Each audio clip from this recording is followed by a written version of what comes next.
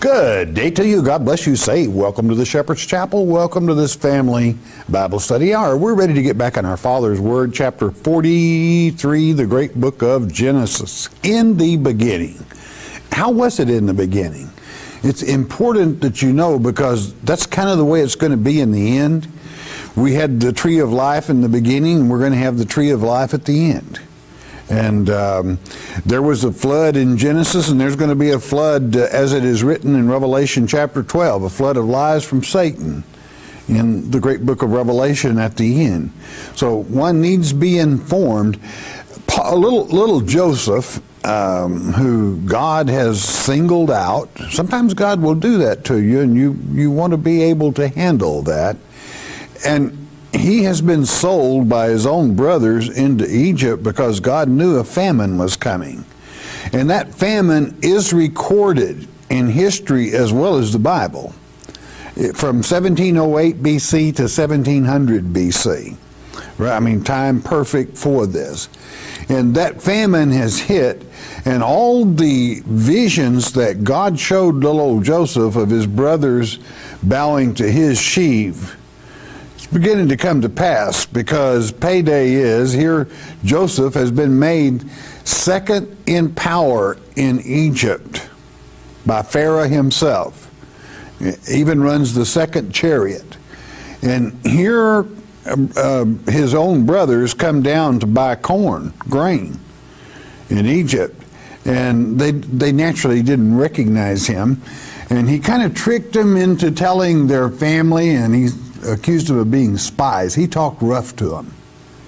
And they admitted they had a little brother, which would be Joseph's full brother. The only one out of the whole bunch that would be a full brother. And he said, the only way I'm going to, and he kept Simeon and sent them on back home, and he said, the only way I'm going to know that you're not spies, you're going to bring that little youngest brother, so I know you're not lying. And we pick it up there, chapter 43, verse 1. They have returned back home, and Israel, or Jacob, is not allowing them to take Benjamin down. Chapter 43, verse 1, and the famine was sore in the land. I mean, it got worse daily. 2, and it came to pass when they had eaten up the corn which they had brought out of Egypt, their father said unto them, go again and buy us a little food. Well, now he knew what the conditions were. Joseph, the great Egyptian, has already told him, don't you dare come back without that boy, or I'll know you're crooks. Verse 3, and Judah spake unto him, saying, the man did solemnly protest unto us, saying, ye shall not see my face except your brother be with you. In other words, you're not going to see my face smiling. It's going to have a big frown on it. You're going to be in big trouble. Verse 4, and if thou wilt send our brother with us, we will go down and buy thee food. But Benjamin's got to go with us. Verse 5, but if thou wilt not send him, we will not go down. For the man said unto us, you shall not see my face, that means in peace, except your brother be with you. In other words, they knew he might behead him. Verse 6, and Israel said, now Israel, of course, is the name God gave Jacob, and it means Israel, it consists of all 12 sons. Wherefore dealt ye so ill with me as to tell the man whether ye had yet a brother? Why did you have to tell him that? Verse 7, and Judah very patiently explains, and they said, the man asked us straightly of our state and of our kindred, saying, is your father yet alive? Have ye another brother? And we told him according to the tenor of these words, we told him the truth. Could we certainly know that he would say, bring your brother down? How would we know he would request that? Verse 8, and Judah said unto Israel his father, send the lad with me, and we will arise and go, that we may live. and not die, both we and thou and also our little ones. We're all starving to death here. Let the lad go with me, or all of us are going to die anyway. Verse 9, I will be surety for him. I guarantee. Of my hand shalt thou require him. If I bring him not unto thee, and set him before thee, then let me bear the blame forever. Not just for a little while, forever. In other words, if Judah couldn't have brought him back, he wouldn't have come back. Verse 10. For except we had lingered, surely now we had returned this second time. We should, Simeon's down there now being held. We should have already made this second trip. And we should have already been returned back from it. Verse 11, and their father Israel said unto them, if it must be so now, do this, take the best fruits in the land in your vessels. And I mean, this was sparse because of the drought. And carry down the man a present, a little balm, a little honey, spices and myrrh, nuts and almonds. I mean, these would have been hard pressed for. Verse 12, and take double money in your hand, and the money that was brought again in the mouth of your sacks, carry it again in your hand. Peradventure, it was an oversight. Somebody might have made a mistake. Okay. Verse 13, take also your brother, and arise, go again unto the man. You can go ahead and take Benjamin. 14, and God Almighty give you mercy before the man, that he may send away your other brother and Benjamin. If I be bereaved of my children, I'm bereaved. If it's going to happen, I guess it's going to happen, and that's it. He knew it would kill him. If little Benjamin didn't come back, he had already lost Joseph, who was his favorite. And little does he but know that Joseph is the one. Jacob never knew the difference but what an animal tore Joseph limb for limb. He didn't know his own sons had sold their brother into Egypt. But here stands the other son, is the one that's kind of talking rough to him and shaping him up. Verse 15. And the men took that present, and they took double money in their hand. And Benjamin rose up and went down to Egypt and stood before Joseph. You will notice all the ands there, drawing specific attention and being emphatic. 16. And when Joseph saw Benjamin with them, it's his only brother, his only full brother, little old Benjamin, he said to the ruler of his house, bring these men home and slay and make ready, for these men shall dine with me at noon. I want you to prepare a good feast. They're going to chow it down with me. Verse 17. And the man did as Joseph bade, and the man brought the men into Joseph's house. Now this would start the old motors running. Why? They're going right into the quarters of the ruler for Pharaoh. What's gone wrong? Put yourself in that position. It would look mighty strange. Verse 18, and the men were afraid because they were brought into Joseph's house. This one that talked rough to them. And they said, because of the money that was returned in our sacks at the first time are we brought in, they're going to hang us sure enough, all right? That he may seek occasion against us and fall upon us and take us for bondmen and our asses. He's going to do it. We've had it. And I'm sure Joseph is kind of putting them through the ringer a little bit, and I don't blame him. After all, they threatened to kill him, and they threatened to did sell him into bondage to a bunch of heathen. Think about it. 19. And they came near to the steward of Joseph's house, and they communed with him at the door of the house. They said, it's time, we better start do some talking here. Verse 20, and said, oh, sir, we came indeed down at the first time to buy food. You're going to find out here, okay? 21. And it came to pass when we came to the end that we opened our sacks, and behold, every man's money was in the mouth of his sack, our money in full weight. And we have brought it again in our hand. We want to get this squared away before somebody gets hot at us, okay? Let's make this right. 22. And other money have we brought down in our hands to buy food. We cannot tell who put our money in our sacks. We do not know how that happened, but it was there.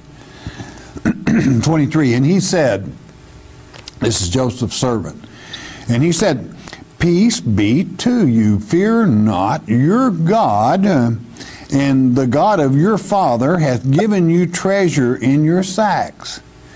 I had your money. There's no fraud here. I had it. And he brought Simeon out unto them. He brought him out of prison and returned their brother to them. And they're still at Joseph's house. Why? What's going to happen to them? I mean, you know, people get beheaded here for just not too much going on, and they are very anxious. 24. And the man brought the men into Joseph's house and gave them water, and they washed their feet, and he gave them their asses provender. It was customary, you know, when on dirt paths your feet get dirty, that's just a custom to clean up, be ready for food. 25.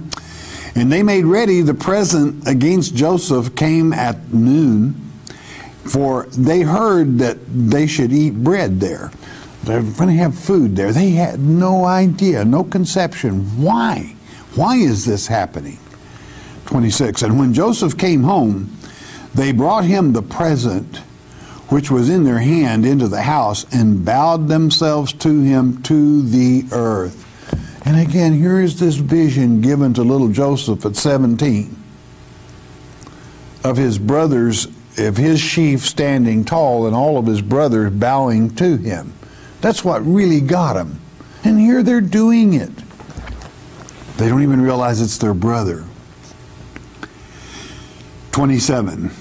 And he asked them of their welfare, how you doing? And said, is your father well? The old man of whom you spake, is he yet alive? Oh, how he loved his father. He truly did. And, you know, I mean, after all, he was his favorite. And but naturally, we see the family tie and the family love here, asking about the old man. He sees everyone else there. 28. And they answered, thy servant our father is in good health. He is yet alive. And they bowed down their heads and made obeisance. And there we go again. I mean, they are showing every respect to this man, not knowing who he is. Well, I mean, stop and think a moment. How many would even consider that this little waif of a boy that they had sold into bondage would be in this position?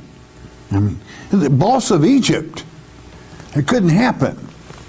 Well, God can cause a lot of things to happen. Verse 29. And he lifted up his eyes and saw his brother Benjamin, his only full brother, his mother's son, and said, is this your younger brother, of whom ye spake unto me? And he said, God be gracious unto thee, my son. And 30, and Joseph made haste, for his bowels did yearn upon his brother. In other words, from inside it was tearing him up. He couldn't hardly handle it, and he sought where to weep, and he entered into his chamber and wept there. He didn't want to see him, he didn't want them to see him break down, but he couldn't handle it anymore. And he went in and released some of the love, the anxiety of seeing his long-lost full brother and his other brothers. He still loved them, even though they were hateful to him at one time. And don't worry, he's going to test them out big time. He has already found out, and I'm sure he was beginning to wonder about Simeon. They've been gone a long time without coming back to claim their brother. like as if they would sell him just like they did Joseph. So they're not out of the woods yet on that score. 31, and he washed his face and went out and refrained himself and said on bread. This word refrained is enkratia in the Greek, which it means self-control. He practiced that self-control. Ahak in the Hebrew tongue, same thing you would find in the Hebrew manuscripts and as the other Greek word in the Septuagint, that he practiced this self-control. You know, when God is using you and expects your cooperation and you're fulfilling His will, it takes self-control. I mean, think of the emotions within inside Joseph. Here is his younger brother he hasn't seen in years, and his other brothers. And he knows God foretold him this was going to happen. And he knows that God is in this. But it took self-control, and he's still not sure because they left Simeon there so long, not knowing it was their dad that caused the delay. 32. Believe it or not, because of Joseph, the delay was because the father had lost Joseph. He didn't want to lose Benjamin. 32. And they set on for him by himself, and for them by themselves, and for the Egyptians which did eat with them by themselves, because the Egyptians might not eat bread with the Hebrews, for that is an abomination unto the Egyptian. And there are many other food laws that I won't even go into, like they won't eat female meat and so on and so forth in certain things. What it means is Joseph was of the higher echelon. He wasn't going to sit at a table with them, but with the others, the Egyptians sit here and the Hebrews here, okay, because it was illegal for the Egyptians to eat with the Hebrews. Verse 33, and they set before him the firstborn according to his birthright, and the youngest according to his youth, and the men marveled one at another. Think about it. How does he know which is the eldest and in the order perfectly that we go down all the way to the last born? Certainly he must be a seer, which means a prophet. Surely he must be to know in what order we were born. Of course, they don't realize it's their own brother sitting there. He knows very well the order of his brothers. But they marveled. They should have been getting a clue, right? 34. And he took and sent messages unto them from before him, messes rather. He sent messes unto them from before him, food. But Benjamin's mess was 5 times so much as any of theirs. And they drank and were merry with him. He didn't detect any. See, he was trying them for jealousy. If I show favoritism to Benjamin, are they going to gang up and hate little Benjamin? Because it's obvious. I'm sending 5 times, very obvious. 5 being grace, of course. But I'm going to check them out. I'll see if they get jealous now of little Benjamin. And I mean, he just really piled little Benjamin up there, showed partiality. A parent shouldn't do that.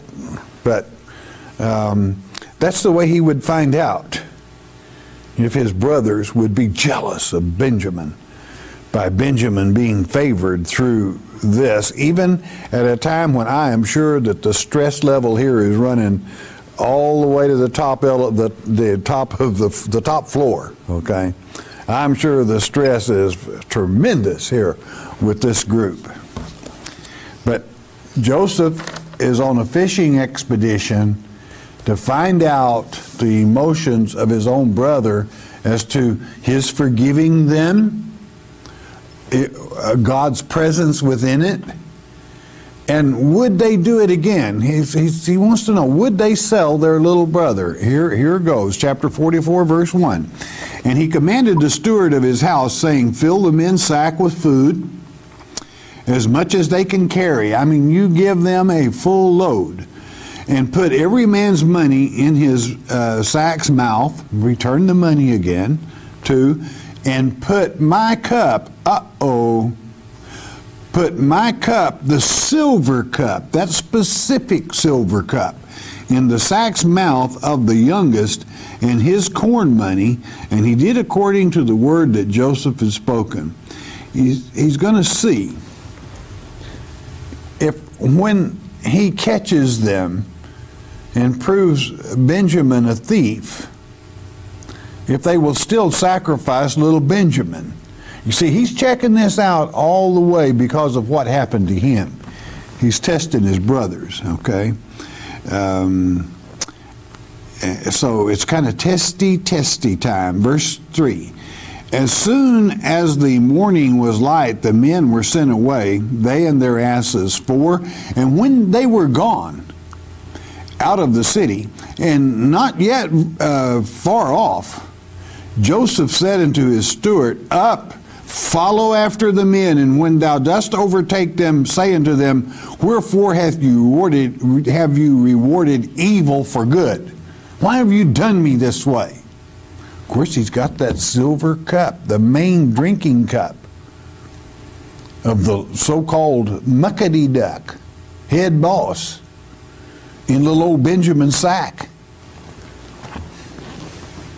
Verse 5. Is not this, why have you rewarded me after me being so good to you? 5. Is not this it in which my Lord drinketh, and whereby indeed he divineth? Ye have done evil in so doing. Of course, Joseph didn't need to divine. God led Joseph, but at least the way of the Egyptian, he didn't need an object. It's done in jest to entrap the older brothers. 6. And he overtook them, and he spake unto them these same words that servant did. 7. And they said unto him, Wherefore saith my Lord these words? God forbid that thy servant should do according to this thing. We wouldn't steal anything. We even brought the money back in the sack. Well, let's let them say it. Verse 8. Behold, the money which we found in our sacks' mouths, we brought again unto thee out of the land of Egypt. How then should we steal out of thy Lord's house silver or gold? Why would we do it? Verse 9. With whomsoever of thy servants it be found, both let him die, and we also will be my Lord's bondmen. Whoa. It's in Benjamin's sack. They're pronouncing a death sentence on little old Benjamin. Verse 10, and he said, Now also let it be according unto my words, or your words rather. He with whom it is found shall be my servant, and ye shall be blameless. He said, I'll change this up a little bit. I'm not going to kill him. The one that is found with will be my servant, and the rest of you can go on. You see Joseph in this, don't you? In other words, he's setting up Benjamin to see if his brothers will sell him. Because, I mean, here he's made it very clear, all you've got to do, when he knows where they're going to find the silver vessel. And Joseph wants to know, are they going to ride on off home with double money and all the grain and sell their little brother? I want to know. And you can't blame him for that. Verse 11. Then they speedily, they wanted to document, to prove they didn't have it. They speedily took down every man his sack to the ground and opened every man his sack. 12. And he searched and began at the eldest and left at the youngest. And the cup was found in Benjamin's sack. Uh-oh. I mean, look what they promised their dad. They know if Benjamin doesn't come home, it's going to kill their father. I mean, trouble, trouble, trouble. Verse 13. Then they rent their clothes and laded every man his ass and returned to the city. I mean, they didn't run. Every one of them loaded back up, and back they went. 14. And Judah and his brethren came to Joseph's house, for he was yet there, and they fell before him on the ground. I mean, we're shucking the old cob down right here, the sheaves, all right, and they're paying obedience to Joseph. They're in trouble, big trouble. 15.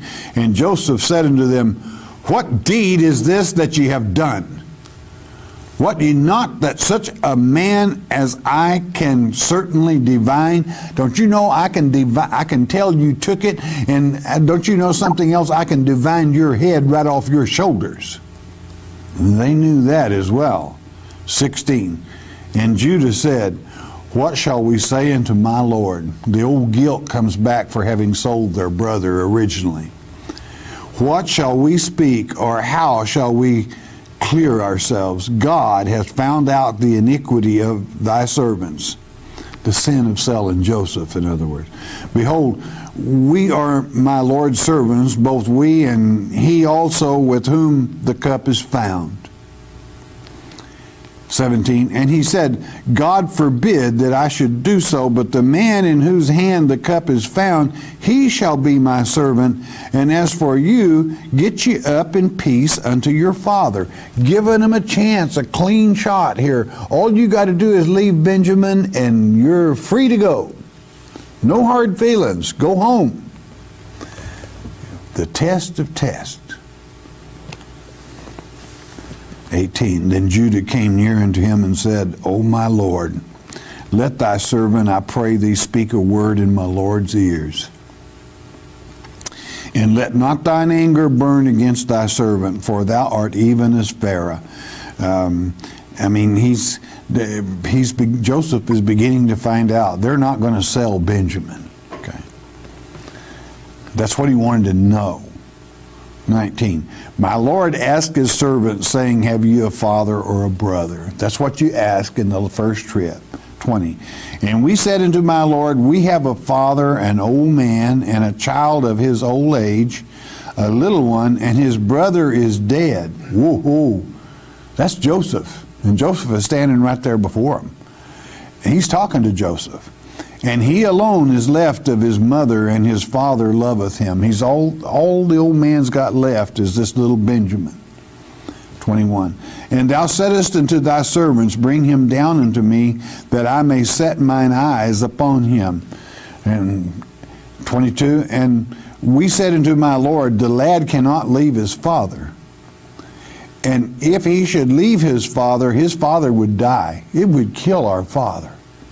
He would simply die of a broken heart. 23, and thou saidest unto thy servants, except your youngest brother come down with you, you shall see my face no more, not in peace. And we knew that we would be in trouble, and Simeon, no doubt our brother, would die. 24, and it came to pass when we came up unto thy servant,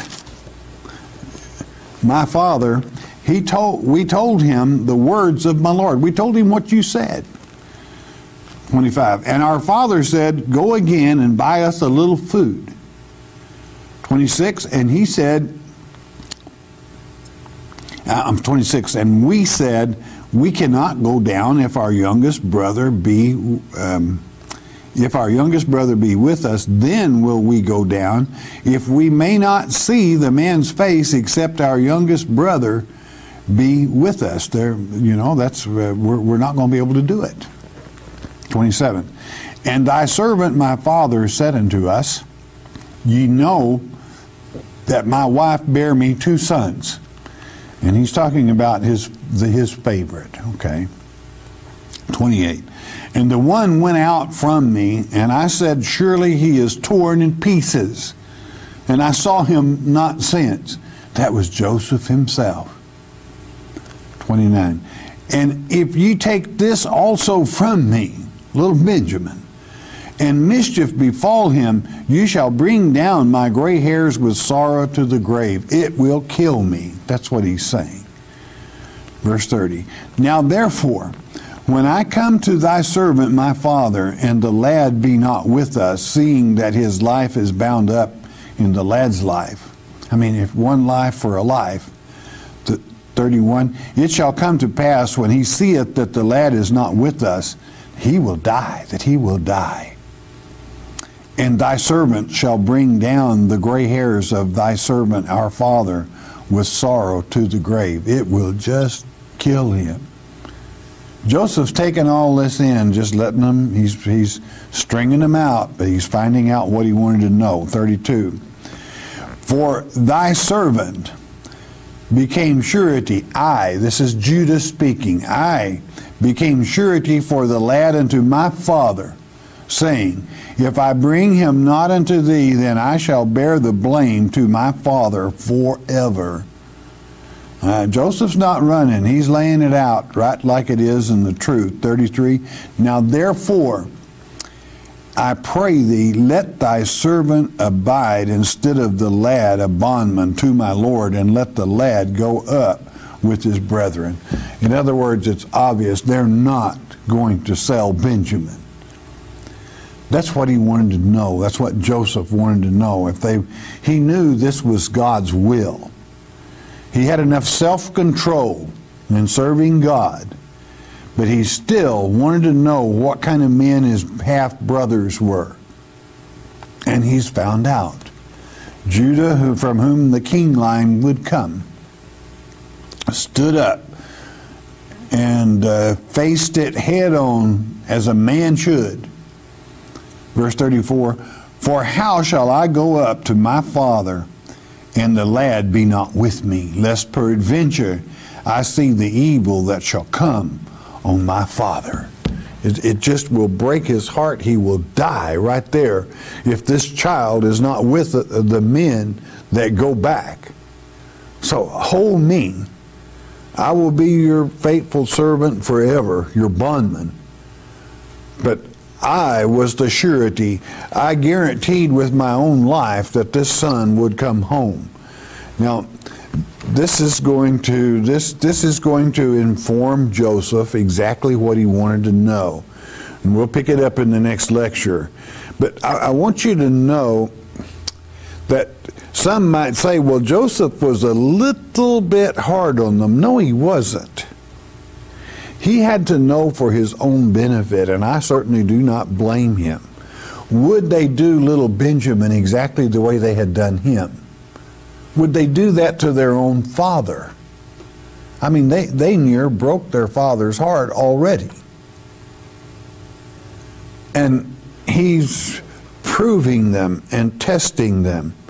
But don't worry, as we'll find out in the next lecture, Joseph knew all the time that God that sent the dreams and visions of preparing the grain for a starving people, not only his own people, not only Israel, but anyone that would trust Joseph and Joseph's God would have food. And so they did. So we see this type of Savior. So don't miss the next lecture. Hey, listen a moment, won't you please? The book